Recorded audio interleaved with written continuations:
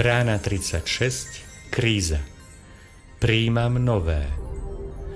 Dôverujem svojej intuícii a stratégii, pretože viem, že sa rozhodujem jasne a zámerne. Som oko búrky. Moja hlava je čistá, moje srdce je vyrovnané a konám len pre svoje najvyššie dobro.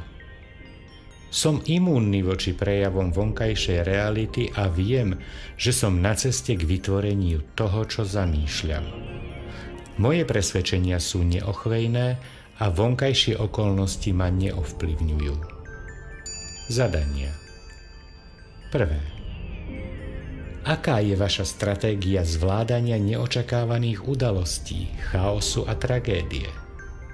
2. Aké silné je vaše spojenie so zdrojom? Čo potrebujete urobiť, aby ste ho posilnili?